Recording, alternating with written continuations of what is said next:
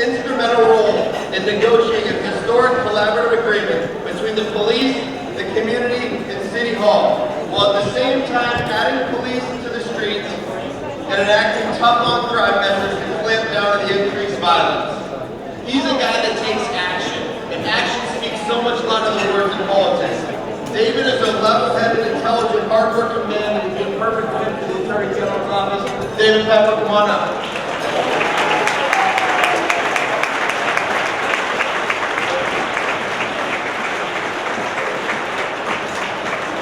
Thank you, Senator. What a great opportunity to speak right behind Senator Nina Turner. Wow, thank you, Mr. Chairman. This is the second time today. She's fantastic, isn't she? Where is she? Thank you, Senator. It's especially hard to follow her when I actually have some somber news. You see, those of us who are out speaking around the state on the campaign trail, talking to real people every day, we don't hear what apparently the governor hears about some miracle out there, do we? See, in Columbus, you hear about this miracle in the Ohio model, I think is what it's called. But when I'm out speaking to real people every day in big cities and small towns, that's not what I hear. I hear frustration. I hear a sense of loss of opportunity. And then when you look at the data, you see it, that the folks on the ground are speaking truth. Let me just give a few examples of some of the things that we're struggling with in Ohio, despite all the rhetoric around here about a miracle for some, apparently. You know that still today we are the #4 state in the country in foreclosures. We are the #1 state in the country of mortgage fraud. We have a public safety crisis in a small town and large city of heroin that's rampant. At the same time, we have cuts to local governments throughout the state. We have attacks on voting rights, not just against Democrats, but everybody. Seniors like to vote early. Libertarians want access to the ballot. They're all being attacked.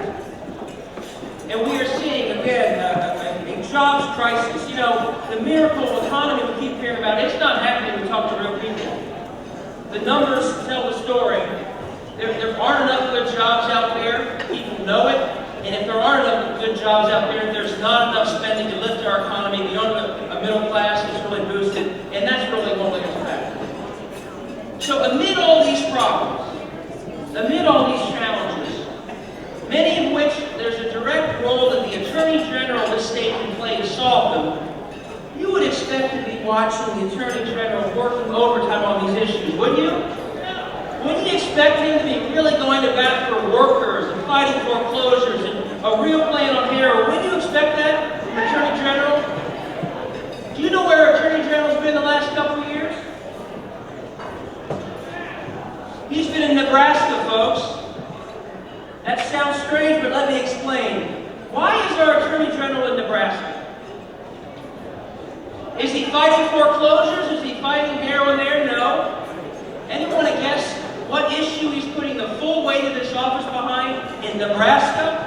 And by the way, he's not just in Nebraska. He's in Illinois. He's in North Carolina. He's in Michigan. He's in Pennsylvania. All of you are paying for it.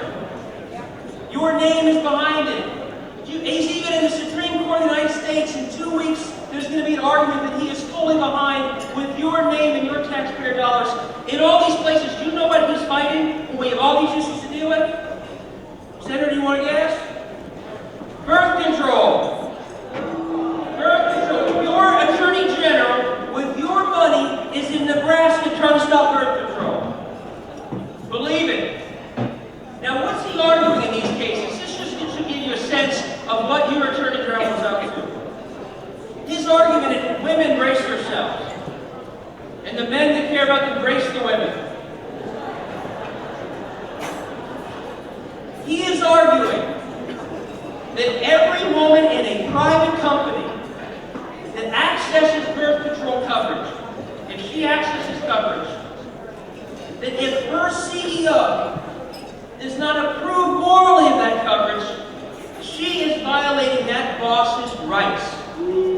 That is your Attorney General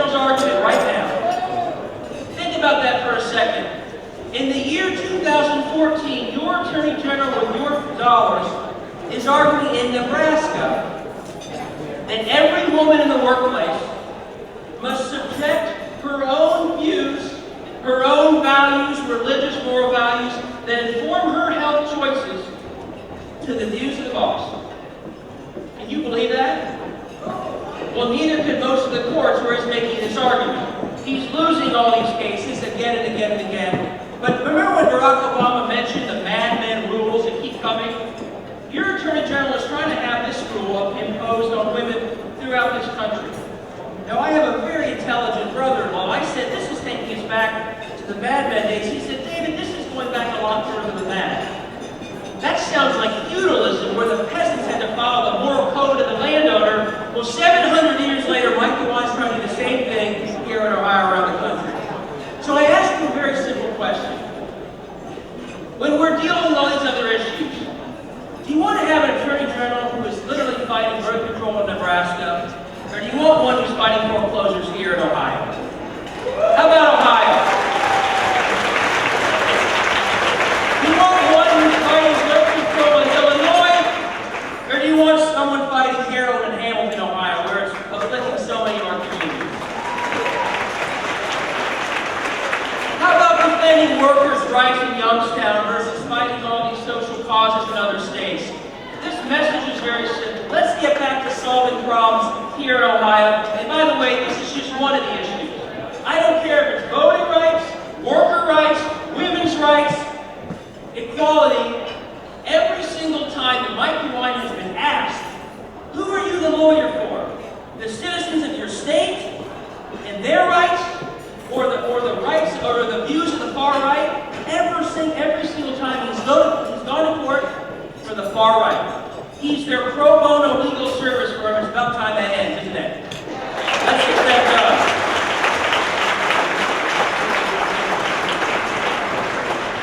done. And spread the word on this, folks. Too few people know this. He's been around a while. He's careful. But just under the surface, this is what he's using that office for. Now let me close by saying I want to do one special thing here. And I'm going to sound as much as I can like Amy Turner. Well, that's hard to do. But I want to give another, hopefully, reason to get excited about this November. And I don't want to embarrass him. I wanted to reach on my table. It was very important to me in this campaign. And that is someone by the name of Jim Obergefell. Jim, would you raise your hand or stand up for 1 second?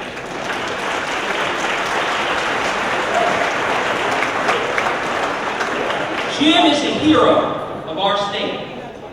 If you don't know of him, I hope you'll all remember his name for the rest of this election. You see, Jim had his rights under attack. You may have heard of this case if you don't know his name. Jim and his partner, John Arthur, are Cincinnatians, and we're proud and happy to be from Cincinnati, Jim. Jim and John, last spring, at what can only be the most difficult time any of us will ever face, decided to do what Tina Turner talked about, and that was stand up and fight. You see, Jim's partner, John, was suffering from ALS at the time. But the Supreme Court had just made a decision that showed Jim and John that they actually had the protection right that the Constitution recognized. And Jim and John flew to Maryland, and they got married. Because Maryland law lets them get married, like a whole lot of other states.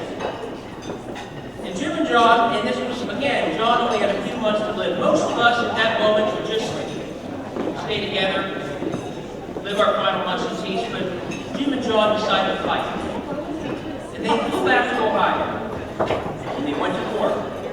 And they said, based on what the Supreme Court has just said, we want to have equal protection that we are entitled to, and we want to ask for the most simple thing of this state.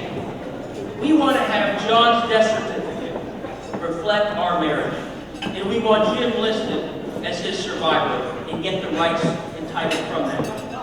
Now the good news was, the city of Cincinnati, I know PG Sitfeld's in the house, thanks Cincinnati for this, they read the law, which is very clear, and they said, we're not going to contest this. The Supreme Court's been very clear, but what they are asking for, they are entitled to. But who do you think charged down to Cincinnati to stop what they were asking? Mike DeWine. Good guess.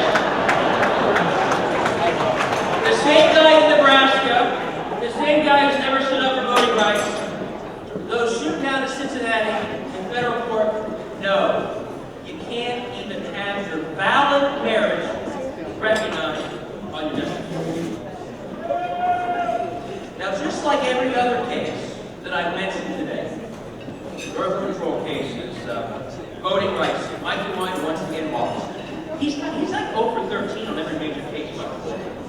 He lost the case because why? The judge at the time ruled that just in the similar situations where if two 15-year-olds who could not be married in Ohio went to another state and got married and came back, it would be recognized.